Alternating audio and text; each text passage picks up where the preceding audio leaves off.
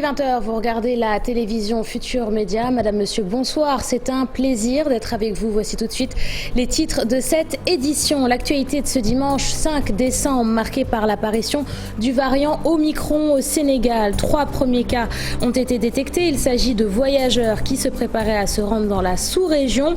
Au Sénégal, les populations n'ont pas encore suffisamment répondu à l'appel de la vaccination lancé par le gouvernement au mois de février. L'arrivée du variant Omicron survient au moment où les autorités sanitaires annoncent la recrudescence du nombre de cas au Sénégal. Les détails en début d'édition. Fin de grève pour les transporteurs du Sénégal. Demain, lundi, la circulation devrait revenir à la normale sur l'ensemble du territoire. D'après certains syndicats de transporteurs, la levée du mot d'ordre de grève était prématurée et les négociateurs ont manqué de ténacité devant le gouvernement. Sur 10 points de revendication, seul un a été pris en compte. Retour sur la conférence de presse du syndicat national des transporteurs qui s'est tenue ce dimanche. Ce sera dans ce journal. Élection présidentielle en Gambie, le président Adama Barrow largement en tête d'après la publication de résultats partiels provenant de la grande majorité des circonscriptions. Les résultats définitifs devraient tomber dans la soirée. Pour cette élection présidentielle, les Gambiens ont voté en masse. 5 ans après la fin du règne de Yahya Jammeh, la consolidation démocratique est l'enjeu principal de cette élection. Dans ce journal, nous ferons le point avec notre envoyé spécial sur place à Banjul, Abdoulaye Cissé. Nous recevrons également sur ce plateau Alifa Ndiaye, spécialiste en relations internationales. Voilà pour les titres de ce journal. Restez avec nous, le développement c'est dans une poignée de secondes.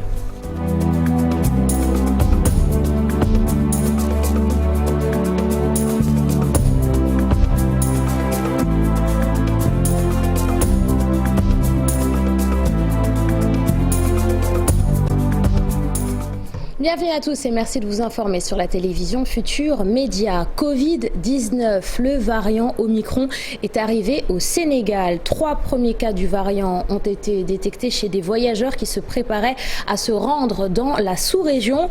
Une information de l'Institut Pasteur de Dakar qui a publié un communiqué de presse ce dimanche. Au Sénégal, malgré le lancement d'une campagne de vaccination au mois de février, le taux de vaccination reste faible. Sur 17 millions d'habitants, seuls environ 1 328 000 ont été vaccinés. Les explications du professeur Daouda Ndiaye, il est le chef du service de parasitologie, mycologie de la faculté de médecine de l'UCAD. Je vous propose de l'écouter. On vient de signaler la présence du variant Omicron chez nous au Sénégal avec les résultats de l'Institut Pasteur et de l'IRSF. Ce qui ne saurait nous surprendre parce que comme on le sait, ce virus il voyage à travers les personnes. Donc comme on a vu que pratiquement tous les pays du monde aujourd'hui sont contaminés, en tout cas tous les continents, donc on pouvait s'attendre à la présence de ce variant chez nous. Maintenant, il faut savoir que c'est un virus comme les autres pour le moment en termes de symptomatologie. Et d'ailleurs, la plupart des cas reportés jusqu'à présent, il n'y a pas eu encore au moment où on parle de décès liés à ces variants. Malheureusement, il a un véritable problème, c'est sa rapidité de transmission. Apparemment, pour le moment, qui reste d'être prouvé. Qui fait qu'aujourd'hui, des pays où, en tout cas, il a été identifié pour la première fois, notamment l'Afrique du Sud, on voit aujourd'hui qu'il y a pratiquement plus de 10 000 cas de cas nouveaux par jour. C'est-à-dire que la vitesse de propagation est très rapide. Et ayant vu quand même comment il a voyagé à travers le monde en si peu de temps, depuis le 26, on a compris qu'également il se transmet de façon drastique. Donc c'est pour moi donc l'occasion de rappeler les mesures qu'il faut édicter pour pouvoir limiter sa transmission. Même s'il n'y a pas de mortalité, certes, le fait de toucher des personnes qui restent à la maison, qui sont malades, peut poser un problème de santé publique et même économique. Donc c'est pourquoi nous rappelons urgemment, en tout cas, et de façon très forte, la mesure, la première qui est la vaccination. Je pense qu'aujourd'hui, ceux qui veulent échapper de ce variant ont l'obligation de se faire vacciner s'ils ne l'ont pas encore fait. Ceux qui ont eu à faire une première dose doivent faire leur dose de rappel. 3 cas d'infection du variant Omicron au Sénégal. L'annonce intervient au moment où le ministère de la Santé a averti sur la recrudescence des cas de Covid-19, des infections qui, d'après les autorités, auraient été causées par la transmission communautaire. Fatou Kinedem nous en dit plus sur l'augmentation du nombre de personnes infectées. Le premier voyageur chez qui le variant Omicron a été identifié est un homme âgé de 28 ans. C'était le 23 novembre 2021. Il a séjourné à Scat Urbam et était prêt à se rendre dans un pays de la sous-région. L'autre, une femme de 29 ans, se trouvant dans un hôtel de la place, elle a été testée positive le 1er décembre alors qu'elle s'apprêtait à se rendre en Afrique australe. L'Institut Pasteur qui a identifié ces cas rappelle que le variant Delta reste majoritaire sur les 22 séquences obtenues pour la période. Pendant ce temps, l'IRSF annonce son premier cas du nouveau variant détecté le 3 décembre 2021. Il s'agit également d'un voyageur sortant, un homme de 58 ans, arrivé au Sénégal le 22 novembre dernier par un vol provenant de la sous-région. Il a été bien vacciné et ne présentait aucun symptôme, souligne l'Institut de recherche en santé, de surveillance épidémiologique et de formation. Non seulement il a séjourné dans un hôtel de la place, mais il a eu à participer à une manifestation qui a regroupé près de 300 personnes de plusieurs nationalités. Et c'est l'Institut de recherche en santé, de surveillance épidémiologique et de formation qui a annoncé le premier cas positif du variant Omicron au Sénégal. D'après l'IRSF, le malade a séjourné dans un hôtel de la capitale et a participé à une manifestation de près de 300 personnes regroupant des personnes issues de différents pays. Retour sur la découverte du premier cas Omicron au Sénégal, c'est avec Ibou Diouf. Le Sénégal enregistre son premier cas positif au variant Omicron. L'IRSF, grâce à son laboratoire de génomique, a détecté le premier cas positif au variant vendredi dernier chez un voyageur sortant. Il s'agit d'un homme de 58 ans arrivé au Sénégal le lundi 22 novembre 2021 par un vol en provenance d'un pays de la sous-région. Il a été vacciné le 13 avril 2021 avec AstraZeneca et le 25 juin avec Pfizer. Il a séjourné à Dakar dans un hôtel de la place et a même participé à une manifestation qui a regroupé près de 300 personnes de plusieurs nationalités. La manifestation s'est déroulée du 24 au 25 novembre 2021. Les résultats étant positifs à IRSF Ngor, le cas a été isolé en quarantaine et suivi dans un centre de la place. À la date du 5 décembre 2021, ce cas positif au variant Omicron ne présente aucun symptôme. Pour rappel, l'Institut de recherche en santé de surveillance épidémiologique et de formation, IRSF, depuis sa création, appuie l'État du Sénégal sur ses politiques de santé dans le diagnostic des maladies infectieuses afin d'améliorer la prise en charge des patients. Et l'arrivée du variant Omicron qui survient alors qu'au Sénégal, la campagne de vaccination ne donne pas les résultats escomptés. À Kaffrine, par exemple, seuls 10% de la population est vaccinée contre le Covid-19. Sur place, bien évidemment, les autorités se disent très inquiètes. Je vous propose d'écouter le médecin-chef régional, Dr Moustapha Diop. Il est au micro d'Omar Ndiaye. On ne peut pas parler de prévention sans parler de vaccination contre la Covid. Et aujourd'hui, la région est à près de 53 000 personnes vaccinées, ce qui nous fait une couverture de 10% par rapport à la cible. Et je rappelle que cette cible est estimée à 400 000 parce que ce sont les personnes qui sont âgées entre 18 ans et plus. Donc si c'est 400 000, la région a vacciné pratiquement les 10%. Nous avons le variant Omicron qui est devant nous, pour l'instant qui s'est signalé en Afrique du Sud et qui n'est pas encore arrivé au Sénégal, mais nous sommes conscients de ce phénomène.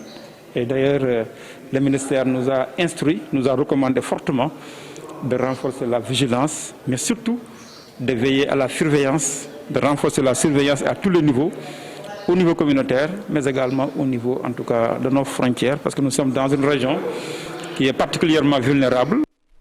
Parlons de toute autre chose à présent. Autonomisation des filles et acteurs de première ligne contre les violences à caractère sexuel ou sexiste. C'est autour de ce thème que les acteurs de la protection de l'enfant se sont penchés. Une initiative du Bureau international pour la protection des enfants. Beaucoup d'efforts sont consentis au Sénégal pour mieux protéger la petite enfance, mais des défis restent encore à relever. C'est ce que nous expliquent Mamadou Fall et Amadouba dans ce reportage. La protection de l'enfant, un défi majeur pour l'État du Sénégal et ses partenaires. Regroupés autour de l'autonomisation des filles et des acteurs de première ligne, ils ont évoqué le renforcement des procédures pour une meilleure prise en charge de l'enfant au Sénégal. L'exercice maintenant arrive à un moment où le gouvernement a engagé un processus d'évaluation de notre stratégie nationale de protection de l'enfant. Cela veut dire donc que là, nous avons un input extrêmement fort et important qui nous permet d'adresser cette composante de la violence, de l'adresser avec beaucoup de précision, de finesse, tant dans ses formes d'expression que dans les meilleures manières par lesquelles on pourrait les combattre. C'est pour cela donc que Madame le ministre a tenu que je vienne à exprimer, porter son message d'encouragement et le vif intérêt du gouvernement pour cet exercice-là. Une mission pas du tout facile puisque les acteurs se heurtent souvent aux réalités sociologiques. Donc quand on parle de violence sexuelle et sexiste, c'est toujours dans un spectre bien particulier qu'il est aussi analysé et qui parfois peut freiner. La question de l'honneur familial est très importante au Sénégal et parfois justement on a cette honte quand on est victime, aussi bien fille que garçon, de ne pas correspondre aux normes sur lesquelles on est attendu et donc on ne le dit pas forcément à son père ou à sa mère qui sont nos premiers protecteurs. Pour l'UNICEF, l'espoir est permis puisque des avancées sont notées. Il y a des défis importants qui restent à relever, notamment sur la prise en charge, mais même avant la prise en charge, je devrais dire la prévention des violences à l'égard des enfants. Nous voyons encore au Sénégal beaucoup de violences, notamment envers les filles. Les abus sexuels sont quasi quotidiens. Les médias relatent tout le temps des questions malheureusement traitées en faits divers et qui nécessite quand même une attention encore plus soutenue. Pour rappel, 15% des filles âgées de 0 à 14 ans sont victimes de mutilations génitales, dont 72% avant l'âge de 15 ans. Une année s'est écoulée depuis le décès tragique d'un bébé de 10 mois dans une crèche de la capitale. Un drame qui avait nécessité l'ouverture d'une enquête qui a révélé que la crèche La Cigogne Bleue ne disposait d'aucune autorisation et que ses employés n'avaient pas les qualifications professionnelles requises pour s'occuper d'enfants. Magordia est le père du bébé décédé alors qu'on lui donnait à manger. D'après lui, au Sénégal, de nombreuses structures ne sont toujours pas réglementées et ce, malgré les promesses du chef de l'État. Je vous propose de l'écouter. Je porte un plaidoyer des parents qui veulent que cet espace soit réglementé, ces crèches et ces structures d'accueil de la petite enfance soient réglementées. En fait, je pense que c'est le souhait de tout un peuple, de tous les parents, que ces espaces soient réglementés, encore une fois, parce que ces enfants-là ont besoin d'être protégés. Depuis 1 an, les acteurs continuent à parler, les parents continuent à demander cette réglementation. Et puis, ça fait maintenant 1 an, presque jour pour jour, que rien ne bouge. Il y a un projet de décret qui existe depuis très longtemps, depuis 3 ans. Et toujours, ils nous promettent qu'il y a un projet de décret. Quand on aura ce décret? Quand ce décret sera signé? Entre-temps, les enfants sont toujours accueillis dans ces structures avec le risque accru que ce même cas de décès survienne dans ces crèches-là. Donc je pense qu'il est temps que l'État vraiment réglemente ces structures-là. Nous sommes toujours dans les 16 jours d'activisme contre la violence basée sur le genre afin de lutter contre les grossesses précoces. L'initiative New Deal sensibilise les jeunes filles sur l'importance de la scolarité. Koura Dame Diouf est la coordinatrice nationale du projet New Deal. Je vous propose de l'écouter. Ses propos sont recueillis par Pape Sangoné Mbaye. Face à ces fléaux, il nous faut une riposte. Et c'est de là que naquit le premier club de jeunes filles que nous avons à Tambacounda pour lutter contre les grossesses précoces.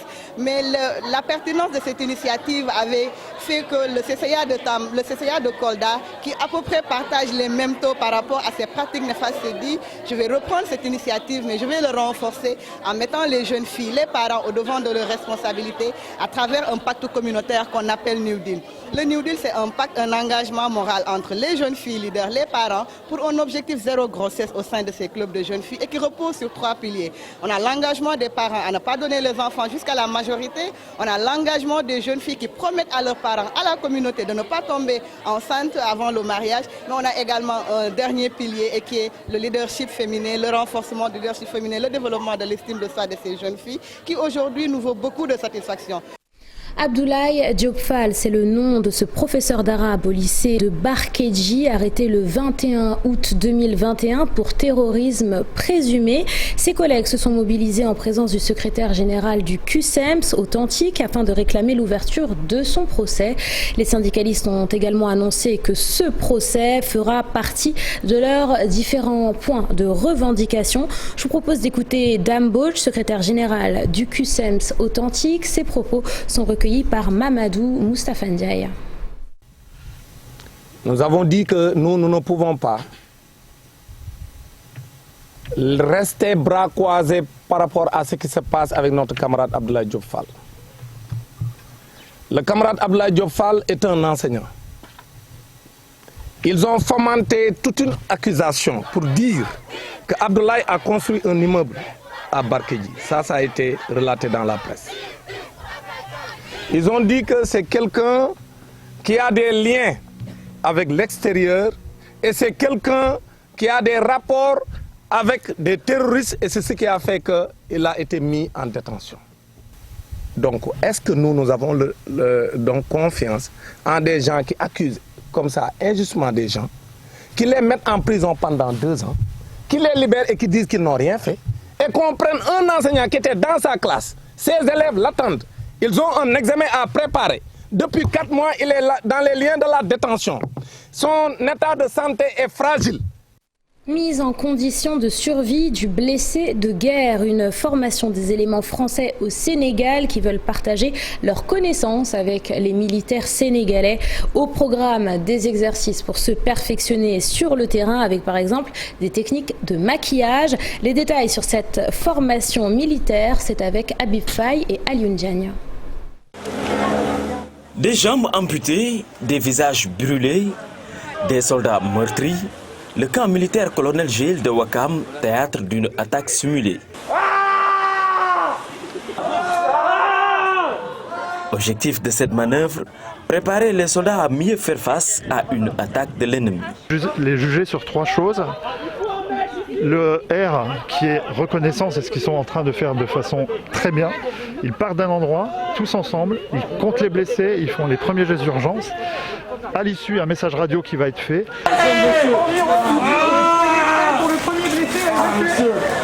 Et ce que vous verrez sûrement par la suite et qu'on attend, c'est le regroupement des blessés à un endroit, comme ça on peut travailler correctement. Sur le champ de bataille simulé, plusieurs blessés dénombrés, des soldats isolés qu'il faut assister pour éviter le pire. Pour y arriver, une stratégie s'impose. Ces situations sont difficiles pour tout soldat, d'où qu'ils viennent. En l'occurrence, nous avons scénarisé un événement d'attaque du camp, et donc avec 15 soldats au sol, et nos stagiaires militaires d'Afrique de l'Ouest sont venus les prendre en charge avec une première équipe de 7 personnels et une deuxième équipe de 7 autres personnels qui est venue en renfort. Quand on est arrivé, on a trouvé des blessés multiples. Maintenant, notre but, ce n'était pas de sauver tout le monde, mais en fait de sauver le maximum de personnes possibles. Ces blessés fictifs ont vécu une expérience qui leur permet d'être aptes à une attaque. L'armée française au Sénégal est à sa 11e édition de formation qui contribue à préparer les forces de l'ordre à faire face aux menaces transfrontalières. Et puis fin de la grève des transporteurs routiers après 3 jours de paralysie sur l'ensemble du territoire national. La levée du mot d'ordre a laissé un goût d'inachevé auprès de certains syndicats qui jugent insuffisant le résultat obtenu lors des négociations avec le gouvernement. Le syndicat national des travailleurs des transports routiers estime que ces négociations ont manqué de ténacité devant l'autorité, raison pour laquelle il regrette que sur les 10 points de revendication, un seul ait été pris en compte. Le syndicat national des travailleurs des transports a fait face à la presse ce dimanche. Retour sur cette conférence, c'est avec Ndongoka et son caméraman. À l'heure du bilan des 3 jours de grève des routiers, certains syndicats des transporteurs restent sur leur faim.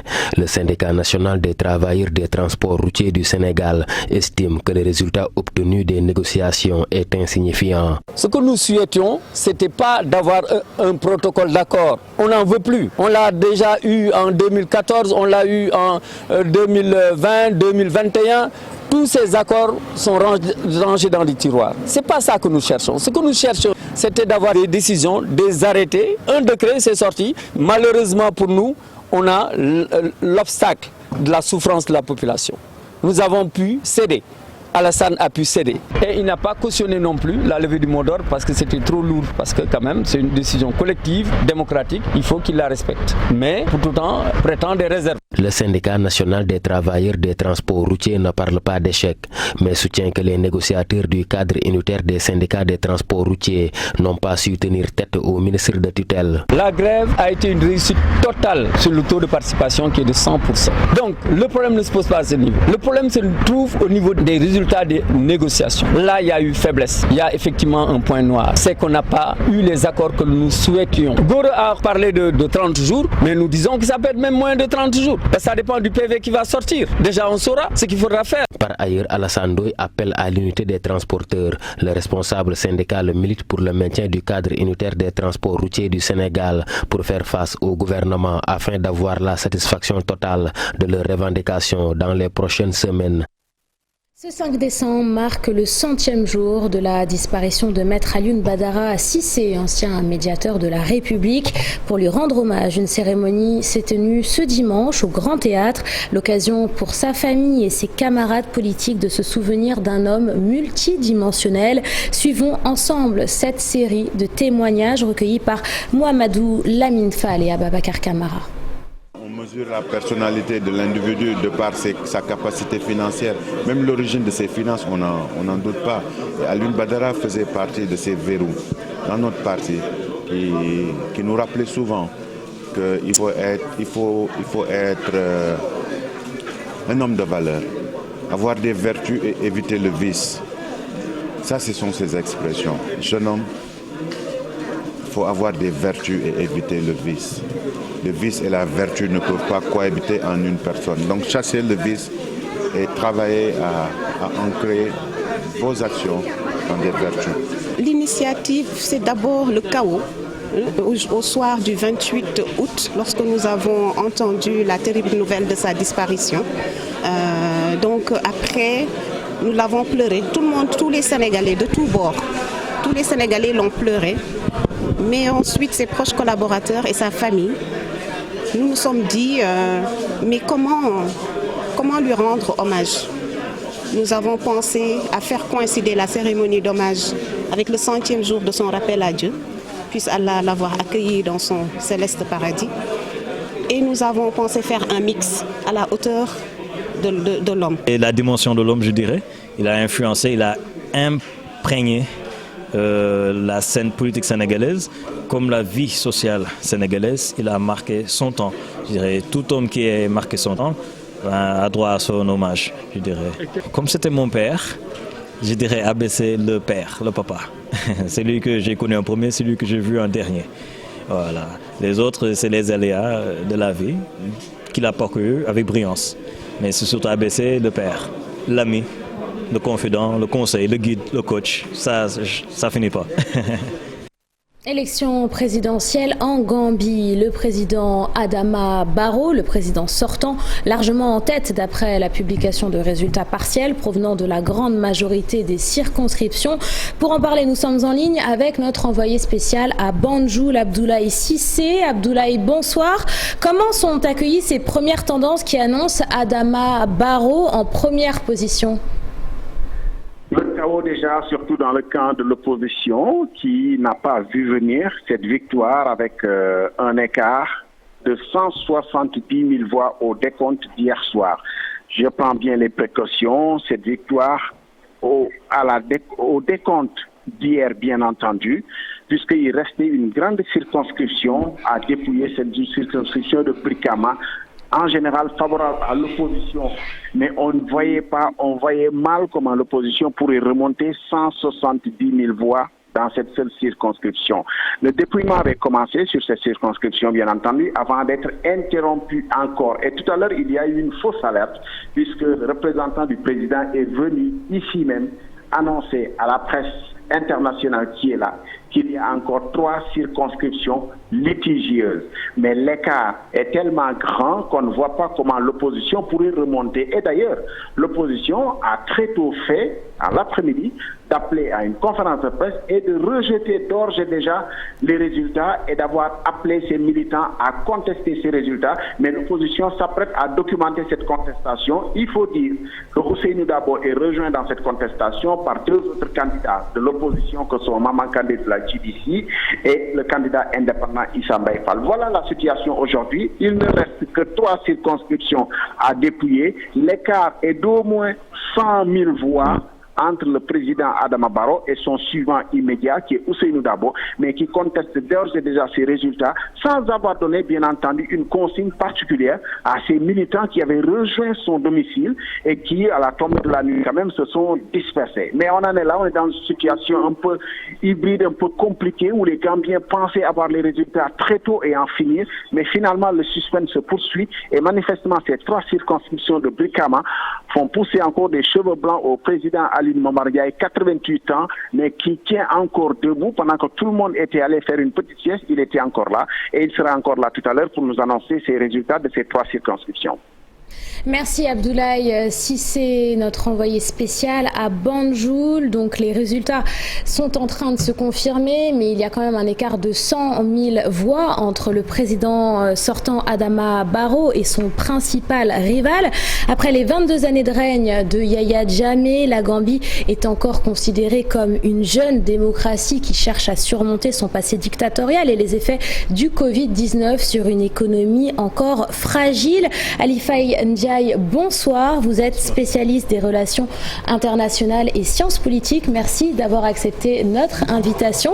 Cette présidentielle, c'est la première sans Yahya Jammeh et ce depuis 1996. Durant ces 22 années au pouvoir, entre 240 et 250 personnes sont mortes entre les mains de l'État et de ses agents. C'est en tout cas ce qui ressort du rapport d'une commission instituée en 2017 pour enquêter sur ces disparitions. Monsieur Ndiaye, pour Yahya Jammeh exilé en Guinée équatoriale, quel est l'enjeu réel de cette élection présidentielle ? Vous avez parfaitement raison. C'est les élections les plus démocratiques que les Gambiens ont eu à faire depuis 1994. Et c'est ce qui explique l'enthousiasme qu'on est en train de voir et les longues queues. Et c'est comme si au niveau de préoccupation des populations gambiennes, la quête de liberté, le désir de liberté qu'ils sont appropriés est aussi plus important que n'importe quel agenda. Et ça explique quand même peut-être que ce turn-out, cette grande capacité de mobilisation qu'on a vue. Et aussi, il faut se réjouir du fait que ces élections soient ouvertes, parce qu'on a tous les acteurs qui sont intervenus. Il y a le président sortant, il y a le principal opposant qui a été là depuis un certain nombre d'années, Ousseynou Dabo. Et ensuite, on a aussi ce qui restait un peu de l'aile dissidente du parti de Yahya Jammeh, qui a refusé de joindre Adama Barrow et qui est conduite par Mamadou Kandé, que votre correspondant vient d'expliquer tout à l'heure. Donc, ce qu'on peut comprendre, c'est qu'effectivement, l'issue de ces élections et la question des droits la question des victimes est importante, et c'est d'autant plus importante que déjà en novembre, la commission vérité en Gambie qu'on appelle Truth Committee, qui a été instauré par Adama Barrow, a fini ses conclusions et les a déposées sur sa table, avec de fortes recommandations sur des actions en justice à tenir sur un certain nombre de ses alliés. Mais naturellement, le président Barrow, peut-être pour des raisons contextuelles, n'a pas voulu pour le moment transférer le dossier au niveau de la justice et a pensé peut-être que l'après-élection sera meilleure. On peut aussi penser cela parce que, vous savez, déjà en septembre, il y avait le parti de Yaya Jammeh avait décidé de soutenir Adama Barrow. Ce qui avait fait un tollé et ce qui avait poussé même l'ancien président à un certain moment à se retirer en disant non, ils ne m'ont pas informé. Et c'est ce qui a poussé c'est ce qui l'a amené à pousser à ce que certains de ses partisans à se débarquer de cette ligne et à investir aujourd'hui Mamadou Kandé, qui est le candidat que Yaya Jammeh est en train de supporter. Donc véritablement, le contexte électoral peut-être ne peut pas permettre à Adama Barrow d'étudier et de voir les décisions qu'il faut tenir par rapport à la commission et vérité. Mais ce qui est sûr, c'est qu'effectivement, à la fin de la journée, ces crimes ne peuvent pas être impunis. Et mieux, j'ose espérer que s'il ne le fait pas, d'autres organisations internationales vont le faire. Mais alors, Adama Barrow, justement, il y a quelques jours, il a reçu donc un rapport de la commission, comme vous venez de le dire. Il a dit qu'il allait justement prendre en compte ce rapport. Il l'a même promis. Pourtant, comme vous l'avez dit, hein, son parti, il s'était rallié à celui de Yaya Jammeh. Il n'a pas non plus respecté sa promesse initiale de rester que 3 ans au pouvoir. Est-ce que Adama Barrow vraiment est celui qui prétendait lors de sa première campagne électorale? En fait, vous savez, hein, je crois que comme il ne s'était pas préparé à la fonction présidentielle, parce que tout le monde sait que c'est Ousseynou Darbo qui était emprisonné, qui était membre de son parti. Et c'est à la va-vite qu'on l'avait retenu comme un candidat qui pourrait affronter Yaya Jammeh avec peu de chances de passer. Et comme ça, il a gagné les élections. C'est vrai qu'il avait promis de faire 3 ans, mais vous savez, comme le disait l'autre, en politique, on peut faire des promesses. Mais on ne fait jamais la promesse de respecter ses promesses. La réalité politique faisait que, effectivement, et d'ailleurs c'est ce qui explique le fait qu'il soit après en conflit avec Ousseynou Darbo. Parce qu'il avait nommé ministre des Affaires étrangères. Ousseynou Darbo était son vice-président. Qui a justement 73 ans, qui est plus expérimenté, avocat, défenseur des droits humains. Et justement, il reproche beaucoup de choses à Adama Barrow, dont justement un petit peu son manque de réponse par rapport à ces victimes, ces 240 victimes qui demandent aujourd'hui réparation suite aux 22 années de règne de Yaya Jammeh. Oui, là aussi, il faut comprendre que c'est la différence entre les deux personnalités. Parce que Ousseynou Darbo, pour avoir été partie prenante de tous les combats contre le régime de Yaya Jammeh, avant même de Daouda Kairaba Jawara, pour avoir été emprisonné et pour avoir pensé que le fauteuil de président lui est revenu, a un passé qui lui permet d'être un peu rigoureux sur les questions de rendre compte, de accountability. Mais c'est ce qui explique d'ailleurs son discours souverainiste aussi. Parce que rappelez-vous, Ousseynou Darbo est l'un des leaders de l'opposition, mais aujourd'hui, il n'a aucun ami politique pratiquement avec les pays de la sous-région, principalement le Sénégal. Et puis c'est quelqu'un qui avait pensé à un certain moment que Adama Barrow devait respecter la transition et lui permettre, lui, d'être le candidat qui va le succéder à la présidentielle, ce que Adama Barrow n'a pas fait. Mais Barrow, il faut le comprendre, c'est un politicien comme une bonne partie des politiciens qui se lèvent un jour, qui regardent le miroir, qui regardent la direction des vents et leur position est fonction du contexte. C'est vrai qu'il avait dit qu'il allait faire 3 ans. C'est vrai qu'on l'avait vu comme quelqu'un qui était proche de Macky Sall. Mais quand il a compris que stratégiquement et sociologiquement, l'électorat de Yaya Jammeh était proche de Ousseynou Darbo, il a anticipé pour se rapprocher de Yaya Jammeh via ce qu'il appelle le président guinéen qui était considéré comme le parrain de Yaya Jammeh, Alpha Condé. Rappelez-vous les voyages qu'il a fait à faire à Guinée. Et au vu de toutes ces circonstances-là, M. Ndiaye, est-ce que vous pensez que Adama Barrow, s'il est confirmé qu'il est réélu pour un 2e mandat, il va honorer ses engagements à rendre justice à ses victimes? On le souhaite très sincèrement parce qu'après tout, c'est des crimes qui ne peuvent pas être impunis comme ça. Mais je pense que quand même attendre le contexte d'après-élection était un peu mieux. Mais aussi, si ce que vous dites se confirme, on pourrait penser que peut-être il y a 3 ou 4 aspects qui pourraient expliquer un peu cet avantage comparatif de Adama Barrow. D'ailleurs, comme on l'a dit tout à l'heure, c'est un système à un tour, ce qu'on appelle simple majority ou winner takes the post, où effectivement, avec une majorité relative, tu prends l'ensemble des votes. Or, en sciences politiques, on nous dit souvent qu'une majorité relative peut être sociologiquement minoritaire. Donc tu peux avoir la majorité parce que tu es devant, mais si on calcule arithmétiquement le nombre de voix, tu peux être minoritaire. Et justement, c'est pourquoi il faut souhaiter qu'à l'instar des démocraties respectées, que le système politique gambien puisse évoluer avec le temps. Et justement, cette manière de voter en Gambie, elle est quand même particulière. C'est un système qui doit décider donc avec des billes introduites dans un tuyau, dans un des bidons aux couleurs et à l'effigie de chaque candidat.